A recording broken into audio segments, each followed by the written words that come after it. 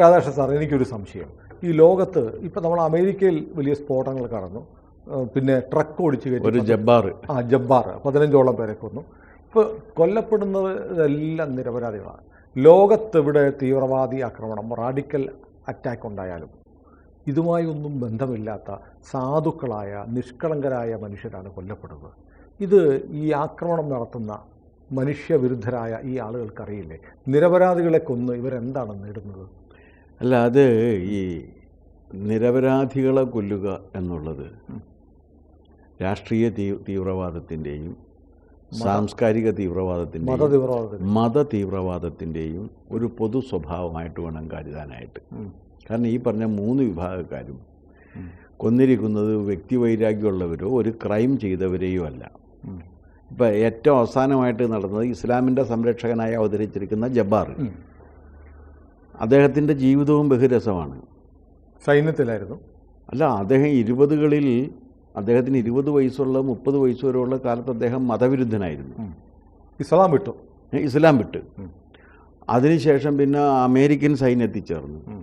അത് കഴിഞ്ഞ് തിരിച്ചു വന്നിട്ടാണ് അദ്ദേഹത്തിന് ഈ മറ്റേ തീവ്ര ഇസ്ലാമിൻ്റെ പ്രബോധനങ്ങളിൽ വഴങ്ങി വരുന്നത്. IS-ൻ്റെ ഇത് നമ്മളിപ്പോൾ നമ്മൾ മതത്തുമായിട്ട് ബന്ധപ്പെട്ട് രാഷ്ട്രീയത്തിൽ ഇത് തന്നെയല്ലേ. ഇപ്പോൾ എല്ലാവരും കൊട്ടിഘോഷിക്കുന്ന ഒരു കേരളത്തിലെ സായുധ സമരങ്ങളുടെ ഉണ്ട്. ഒന്നെന്താണ് കയ്യൂർ സമരം. പുറത്ത് പറയാൻ കൊള്ളില്ല. കയ്യൂർ സമരത്തിൽ എന്താ പ്രശ്നം എന്ന് വെച്ച് കഴിഞ്ഞാൽ ഒരു പോലീസുകാരൻ കൊല്ലപ്പെട്ടത് എങ്ങനെയാണെന്നറിയാമോ? ആ പോലീസുകാരന് കമ്മ്യൂണിസത്തിൻ്റെ വിരുദ്ധനോ അല്ലെങ്കിൽ ഒന്നുമല്ല. അവിടെ ഒരു തെങ്ങുകയറ്റ തൊഴിലാളി തെങ്ങിൽ നിന്ന് വീണ് മരിച്ചു. അപ്പോൾ ഇൻക്വസ്റ്റ് തയ്യാറാക്കണം. പോലീസ് വന്നില്ല.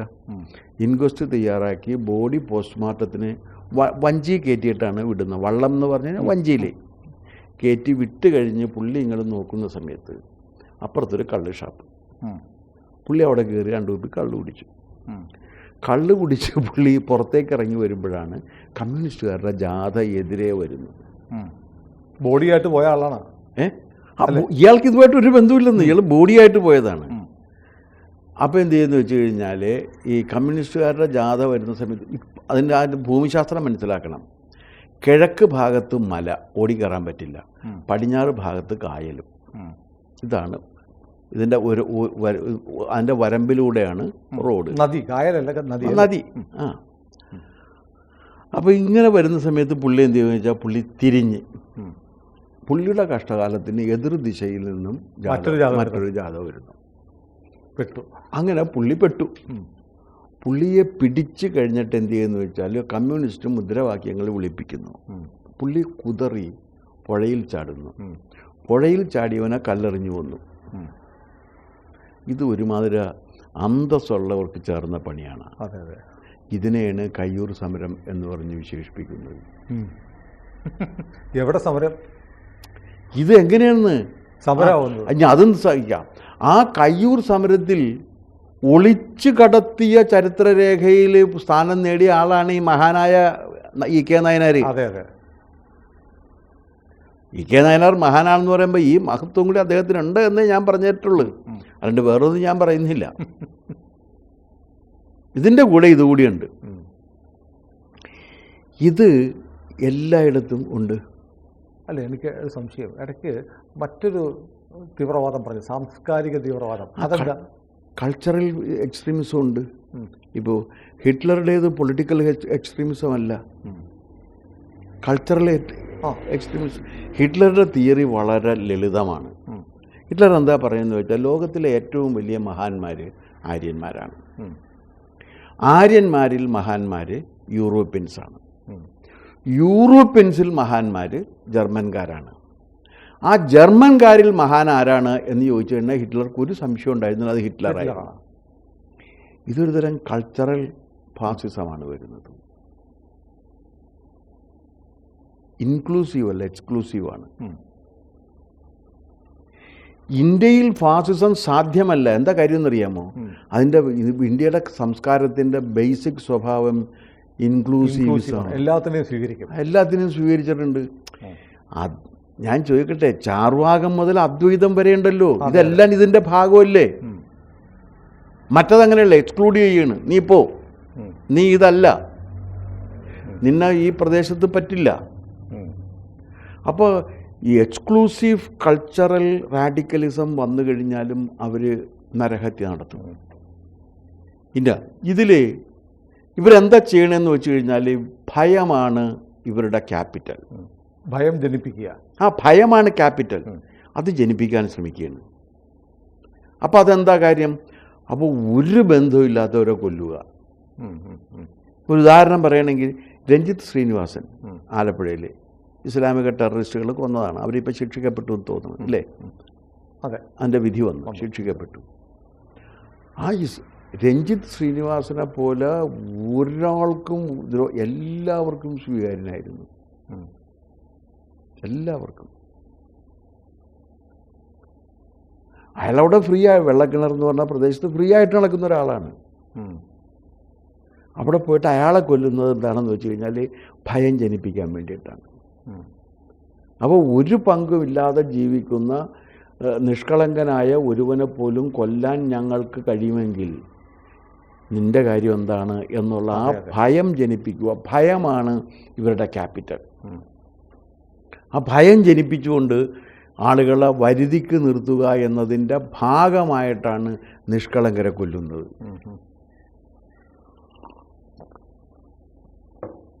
അല്ലെങ്കിൽ അവരെന്ത് ചെയ്തിട്ടുണ്ട്? അതെ അതെ, ഇപ്പോൾ 14 പേരെ മറ്റോ മരിച്ചു എന്നാണ് പറയണ. ജബ്ബാർ ജിഹാദിൽ 14 പേരോ മറ്റോ മരിച്ചിട്ടുണ്ട്. അവർക്ക് ഇതുമായിട്ട് ഒരു ബന്ധമില്ലാത്തവരാണ്. ഇന്ത്യയിൽ ട്രെയിനിൽ ബോംബ് വെച്ച് കർസേവകരെ ചുട്ടുവന്നത് നിങ്ങളിവിടെ എടുത്തു നോക്ക്. തീവണ്ടിക്ക് തീ വെച്ച് കഴിഞ്ഞാൽ, തീയിട്ട് കഴിഞ്ഞാൽ നിരപരാധികൾ. അന്നന്നത്തെ അപ്പം തേടി പോകുന്നവനല്ലേ കൊല്ലുന്നത്? അതെ, മാർക്കറ്റിൽ ബോംബ് വെച്ചാൽ. ഇത് തന്നെയാണ് ഇടതുപക്ഷ തീവ്രവാദികളും ചെയ്തുകൊണ്ടിരിക്കുന്നത്. പാവപ്പെട്ട ആദിവാസികളെ പിടിച്ചിട്ട് ഇവർ ശരിപ്പെടുത്തും. ജനങ്ങളെ സംഘടിപ്പിക്കാൻ വേണ്ടിയിട്ട് കാട്ടിപ്പോകുന്നത് എന്തിനാണെന്ന് എനിക്ക് ഇതുവരെ മനസ്സിലായിട്ടില്ല. ജനങ്ങൾ നാട്ടിലല്ലേ താമസിക്കുന്നത്? ഇവർ കാട്ടിലാണ്. മാവോയിസ്റ്റുകളെല്ലാം കാട്ടിലാണ്. കാട്ടിപ്പോയാൽ മൃഗങ്ങളെ സംഘടിപ്പിക്കാനല്ലേ പറ്റുള്ളൂ, ജനങ്ങളെ സംഘടിപ്പിക്കാൻ പറ്റില്ലല്ലോ. ഇവരെന്തിനാ പോയിട്ട് ഒളിച്ചിരിക്കുന്നത്? ഇതെന്താ കാര്യം എന്ന് വെച്ച് കഴിഞ്ഞാലേ, ഇതാ മറ്റേ ഇങ്ങരില്ലേ, എന്താണ് ബൊളീവിയൻ കാടുകളിൽ അതിൻ്റെ റിപ്ലിക്ക് എടുക്കുകയാണ് നമ്മുടെ കഞ്ചാവ്. എനിക്ക് ഒരു മതിപ്പില്ലാത്ത ഒരാളാണ് ഈ പറഞ്ഞ ഗുവേര. എന്താ കാര്യം എന്നറിയാമോ? ഇത് വെടിമരുന്നിൻ്റെ ഗന്ധവും ചോരയുടെ മണവും എന്നെ ഉന്മത്തനാക്കുന്നു എന്ന് എഴുതിയവനാണ്. അവൻ എങ്ങനെയാണ് മഹാനാകുന്നത്?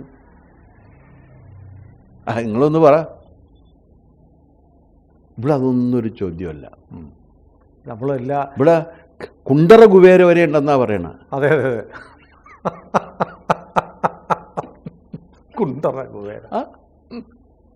കുണ്ടറ കുബേര വരെ ഉണ്ട് എന്നാ പറയുന്നത്. അല്ല, ഞാൻ ആലോചിക്കാറുണ്ട്, നമുക്ക് ദേശാഭിമാനികളായിട്ടുള്ള ഭഗത് സിംഗിനെ പോലെ ആളുകളുണ്ട്. നമ്മുടെ ചെറുപ്പക്കാരും ഭഗത് സിംഗിൻ്റെ പടമുള്ള ഉടുപ്പുകൾ എടുക്കില്ല. ടീഷർട്ടിലൊക്കെ ഈ ഗുവേരയാണ് വരുന്നത്. ഭഗത് സിംഗ് സ്പെസിഫിക് ആയിട്ട് ഒരാളോട് വൈരാഗ്യം തോന്നി കൊല്ലുന്നതാണ്. വ്യക്തിപരമല്ല. പക്ഷെ അയാൾ ജനങ്ങളെ ഉപദ്രവിക്കുന്ന ആളെ കൊല്ലാൻ തീരുമാനിച്ചിട്ട് കൊല്ലുകയാണ്. ഈ നിഷ്കളങ്കരായ ഈ മനുഷ്യരെ ആരെ ഉപദ്രവിച്ചിട്ടുണ്ട്? അതിന് സഖാവ് ലെനിൻ പറഞ്ഞൊരു ന്യായീകരണമുണ്ട്. ഒരു വിപ്ലവം സംഘടിപ്പിക്കുമ്പോൾ അത്തരം ചില നിരപരാധികളും കൊല്ലപ്പെടും. പക്ഷെ അവരെല്ലാം മഹത്തായ ഒരു കാര്യത്തിന് വേണ്ടി ജീവൻ ബലിയർപ്പിക്കുന്ന രക്തസാക്ഷികളാണെന്ന് നമ്മളും കരുതണം, അവരും കരുതണം. മരിച്ചവന് എന്ത് കരുതാനായിട്ടാണ്? അവൻ്റെ വീട്ടുകാർ കരുതണം. അല്ല, മരിച്ചവൻ എങ്ങനെയാണ് ഇനി അവൻ രക്തസാക്ഷിയാണെന്ന് കരുതുന്നത്? എങ്ങനെയാണ്? അവൻ പോയി കഴിഞ്ഞിട്ട് ഇത് സഖാവ് ലെനിൻ ഇങ്ങനെ പറഞ്ഞിട്ടുണ്ടെന്ന് പറഞ്ഞു കഴിഞ്ഞാൽ എംഎസിന് പറ്റും, നമുക്ക് പറ്റില്ല. അതെ അതെ, എംഎസ് ആണല്ല ലെനിൻ ഇങ്ങനെ പറഞ്ഞിട്ടുണ്ടെന്ന്. ലെനിൻ പറഞ്ഞാൽ നമുക്ക് എന്താണ് അതിൻ്റെ പ്രശ്നം? ഒരാൾ പറഞ്ഞാൽ ഇപ്പം ലെനിൻ ഇങ്ങനെ പറഞ്ഞിട്ടുണ്ടെങ്കിൽ ഞാൻ പറഞ്ഞാലും കണക്കാണില്ല.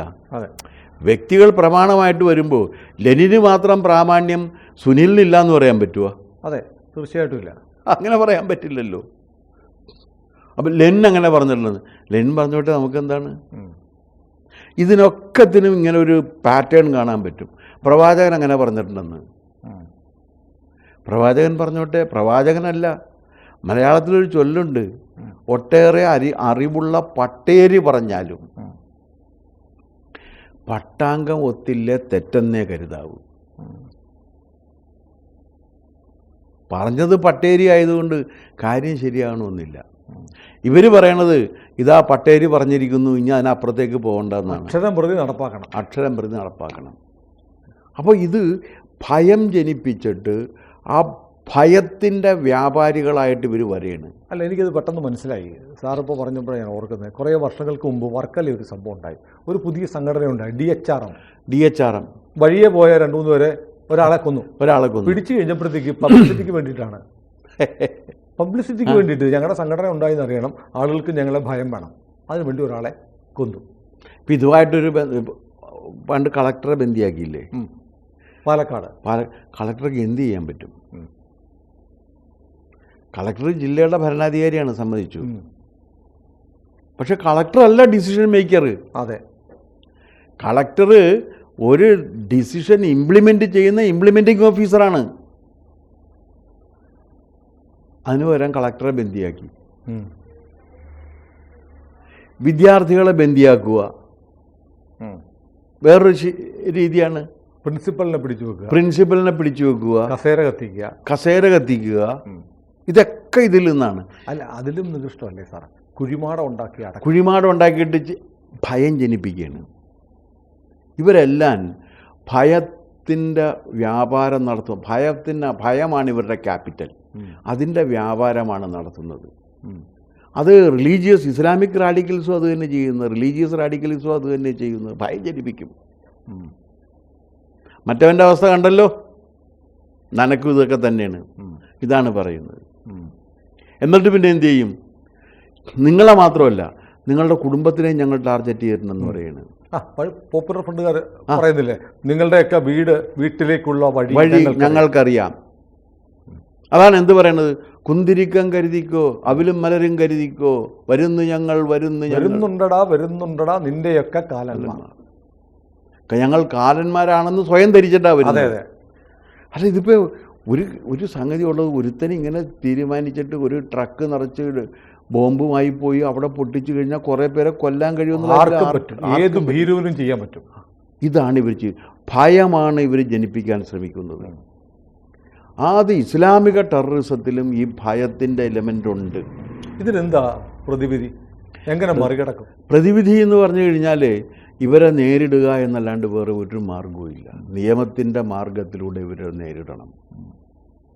കാരണം നിങ്ങൾ ഭീരുക്കളാണ് എന്നുള്ള കാര്യം അവരെ ബോധ്യപ്പെടുത്തി കൊടുക്കണം. ഇപ്പോൾ ഇസ്ലാമിനെ രക്ഷിക്കാൻ വേണ്ടിയിട്ടാണ് ഇയാൾ ചെയ്തത്. കാരണം പുള്ളിക്ക് വെളിപാടുണ്ടായി. ഇവർക്കൊക്കെ വെളിപാടും ഉണ്ടാകും. നമുക്ക് ഒന്നും ഉണ്ടാകുന്നില്ല, ഒരു വെളി ഉണ്ടാകില്ല, പാടും ഉണ്ടാകുന്നില്ല. പക്ഷെ ഇവർക്കിടക്ക് വെളിപാട് വരും. പക്ഷെ ഇത് കുറയുന്നില്ല, അനുദിനം കൂടി വരിക. അല്ല, കൂടി വരുന്നു എന്ന് പറഞ്ഞു കഴിഞ്ഞാൽ ഇതിനെ പ്രോത്സാഹിപ്പിക്കാൻ സോറസുമാരുണ്ട്. അതാണ് കാര്യം. ഇത് ഞാൻ ചോദിക്കട്ടെ, ഇപ്പോൾ ഒരു സമരം നടത്തണം, എത്ര രൂപ വേണം? ശരിയാണ്, പണമില്ലാതെ സമരവും നടക്കില്ല. ഒരു സമരവും പണമില്ലാതെ നിങ്ങൾക്ക് നടത്താൻ പറ്റില്ല. പണ്ട് നടത്തിയിട്ടുണ്ട്. ആളുകൾ സ്വമേധയാ പണം ഉണ്ടാക്കി വന്ന് സമരം ചെയ്യുക. അല്ല, സ്വമേധയാ പണം ഉണ്ടാക്കി സമരം ചെയ്യൽ മാത്രമല്ല, അവർ പട്ടിണി ഇരുന്ന് സമരം ചെയ്യാനും തയ്യാറായിരുന്നു. ഇപ്പോൾ കോഴി ബിരിയാണി കൊടുത്താലേ സമരം ചെയ്യുള്ളൂ. ജാഥയ്ക്ക് വരുന്ന പോലും കാശ് കൊടുത്താലേ വരുള്ളൂ. കാരണം ബംഗാളികളെയാണ് ഇപ്പോൾ ജാഥയ്ക്ക് ഉപയോഗിക്കുന്നത്. സാർ, ഇന്നലെ ഈ ബ്രിട്ടീഷ് പാർലമെൻറ്റിൽ മാൽക്കോൺ പിയേഴ്സൺ എന്ന് പറയുന്ന ഒരു MP, അയാൾ UK ഹൗസ് ഓഫ് ലോർഡ്സ് അവിടെ ഒരു പ്രസംഗം നടത്തിയിട്ട് അയാൾ പറഞ്ഞത്, ഓക്സ്ഫോർഡിൻ്റെ ഉൾപ്പെടെ ഓൺ റോത്താം 2 ഏജൻസികൾ സ്റ്റഡി നടത്തിയിട്ടുണ്ട്. 2.5 ലക്ഷം വൈറ്റ് യങ് ഗേൾസിനെ UK പല നഗരങ്ങളിൽ നിരന്തരമായി ബലാത്സംഗം ചെയ്തിട്ടുണ്ട്. കേസിലെ പ്രതികളെല്ലാം ഇസ്ലാമുകളാണ്. നമ്മുടെ അധികൃതർ നടപടിയെടുക്കുന്നില്ല. ഇസ്ലാമോഫോബിയാണ് കാരണം എന്ന് പറഞ്ഞ് ഞെട്ടിപ്പിക്കുന്ന ഒരു പ്രസംഗം പറഞ്ഞു. അല്ല, അത് ഇത് തന്നെയാണ്. സ്ത്രീകളെ ഏറ്റവും കൂടുതൽ ടെററൈസ് ചെയ്യാനുള്ള മാർഗം എന്താണ്? ഇതാണ്, നിന്നെ ബലാത്സംഗം ചെയ്ത് കളയുമെന്നാണ് പറയുന്നത്. സ്ത്രീകളെ കൊലപാതകത്തെക്കാൾ ഹീനമാണ് ബലാത്സംഗം. കാരണം അവരെ ഡീമോറലൈസ് ചെയ്ത് ഡിസ്ട്രക്ട് ചെയ്യണം. ട്രോമ ഭയങ്കരമല്ലേ ഇതിനകത്തൊരു. അവരുടെ ശരീരത്തിൽ നിങ്ങൾക്ക് സ്പർശിക്കാം, അവരുടെ കൺസെൻറ്റ് വേണം. അല്ല, അവരുടെ ശരീരത്തിൽ സ്പർശിക്കുന്നതല്ല തെറ്റ്, കൺസെൻ്റ് ഇല്ലാതെ ചെയ്യുന്നതാണ് തെറ്റ്. അതെ അതെ. ആ കൺസെൻറ്റ് വാങ്ങിക്കാനുള്ള ഇതില്ലാതെ നിൻ്റെ ഒന്നും കൺസെൻറ്റ് വേണ്ട, നിന്നെയൊക്കെ എപ്പോൾ കണ്ടാലും ബലാത്സംഗം ചെയ്ത് കളയും എന്ന് പറയുകയും എന്നോട് കളിച്ചു കഴിഞ്ഞാൽ നീയൊക്കെ 16 പ്രസവിക്കും എന്ന് തുടങ്ങിയിട്ടുള്ള അലമ്പ് സിനിമാറ്റിക് ഡയലോഗില്ലേ SFIക്കാർ പറയുന്നത്. AISFിൻ്റെ നേതാവ് പറഞ്ഞു. AISFിൻ്റെ ഈ മൂന്നാംകിട സിനിമയിൽ പറയുന്നൊരു ഡയലോഗാണത്. നിന്നെയൊക്കെ അങ്ങനെ ചെയ്ത് കളയും. സ്ത്രീകൾ പ്രസവിക്കുമല്ലോ, എല്ലാ സ്ത്രീകളും പ്രസവിക്കണമെന്നില്ല, മറ്റ് സ്ത്രീകൾ പ്രസവിക്കാറില്ല. സ്ത്രീകളെല്ലാം പ്രസവിക്കില്ല, ചില മിക്കവാറും സ്ത്രീകൾ പ്രസവിക്കാത്തവരുമുണ്ട്. അപ്പോൾ നിന്നെയൊക്കെ പ്രസവിപ്പിച്ച് കളയും. എൻ്റെ 16 പിള്ളേരെ ഇതുപോലത്തെ ചെറ്റത്തരം തന്നെയാണ് ഈ വിപ്ലവകാരികളും പറയുന്നത്. ചെറ്റയെന്നല്ലാണ്ട് പിന്നെ എന്ത് വിളിക്കാൻ പറ്റും? ഏതായാലും ഭയമാണ് എല്ലാ തീവ്രവാദികളുടെയും ആയുധം. അതാണ്, അത് വെച്ചിട്ടാണ് അവർ ഈ രാജ്യത്തെ മുഴുവൻ കുട്ടിച്ചോറാക്കാൻ വേണ്ടി ഇറങ്ങിയിരിക്കുന്നത്. അതെ അതെ. ഇത് നമ്മൾ തിരിച്ചറിയുക എന്നുള്ളതാണ് ഏറ്റവും വലിയ. ഭയമില്ലാതിരിക്കുക, ഭയത്തെ മറികടക്കുക എന്നതാണ് അഭയം വൈ ബ്രഹ്മ. അതെ അതെ. കൂടുതൽ വാർത്തകളും വിശേഷങ്ങളും നിങ്ങളിലേക്ക് എത്താൻ ABC മലയാളം സബ്സ്ക്രൈബ് ചെയ്യുക, ബെൽ ബട്ടണും അമർത്തുക.